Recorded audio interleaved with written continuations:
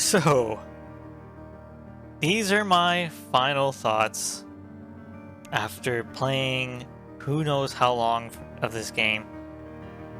It started out fairly intriguing. Now, I'll remember all the way back to the beginning. Why did I have to mop up the floor? Why did I get rid of the water on the floor in the house? Okay, just please someone answer me that question. Anyway, pretty good set pieces. The story was, picking up. You learn about the music box and the disappearance of the Husher family and ooh, what's going on? And oh, the different game mechanics where, like, if one character dies, you go into the next one. And actually, when you read descriptions of each item, it seems like every character had their own take. And some much more unique, like, especially when you're in the Farber Antiques, you could play as the daughter, I forget her name. You could play as her. So she probably has a lot more personal connection to everything in the Farber Antiques place. Now, that being said, ooh, HP Lovecraft difficulty has been unlocked. With all that being said, okay,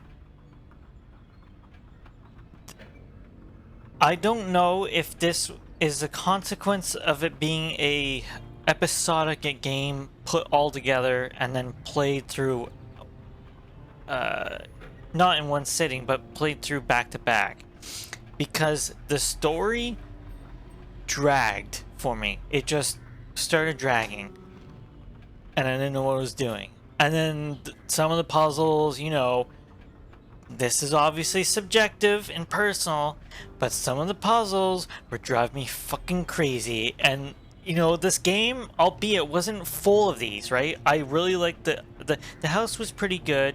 Then the antique shop I think was maybe the best one, I would say. The hospital was pretty good. But then, like, everything in between there, what was the location previous to the hospital? The library and all that stuff. Like, kind of interesting, but not really. And then, oh my god, the fucking church, or the abbey.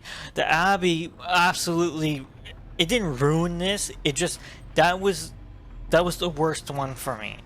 And especially because that's where Husher dies. And you're like, what the fuck? I just spent how fucking long searching for this guy, finding him, and this is after giving the music box back for whatever reason, and he's dead. And then you learn about the origins of the box and Argos Legrand and his motivation, and I just didn't like it. I just thought it was kind of like, I thought it was kind of dumb. Like, oh, he's studying supernaturalism. Like, to me, that would make me think that, oh, he believes in some aspect of it, but nope. He wanted to prove how stupid the monks were, and oh, they were full of bad blood and whatever. So that kind of, the story just started falling apart for me. All right, that for me, obviously, maybe people were like, "Oh my god, this was excellent writing," and yes, for the most part, I would say the story as a whole is pretty good, and it's dark, and morbid, but there's just some things that were just not, that just weren't there for me. The settings were pretty good. Like, even though the worst one for me was the Abbey, it had probably the best horror aspect to it. And then the hospital, I would say. Those were the most, like, horrifying spots. But the gameplay kind of suffered for me there. So, I guess with all that being said, oh, one last thing. Tons of reading. And you know what? Kudos to the freaking writers, man. because that is a lot of writing. Like I said, multiple takes on the same object by different characters, all these notes and reports and journals, a lot of writing, a lot of reading. And most of it, like 90% of it was good and useful in some way. I don't know. Would I recommend this game? For the right person, yeah. Someone who's into this kind of genre, like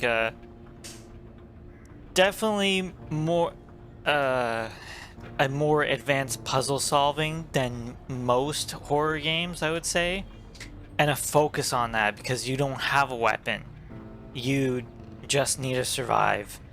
Oh, sorry, one last thing. The fucking... I'm gonna call them the QuickTime events. They were okay. Like, it wasn't egregious. But there were some where I just didn't get. And it's frustrating when you don't get something and you're like, I guess I'm just gonna die now.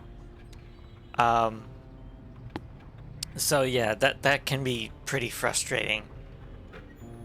And what else? Something about the QTE. Oh yeah, there's also these times where like a spirit would be floating around you, or it would get really cold, and then your character would speak up like, "Oh my god, I'm scared. Oh, I can't stop running." It's like, I've never tested it, but if you just stand there, do you die? Like, I don't get that.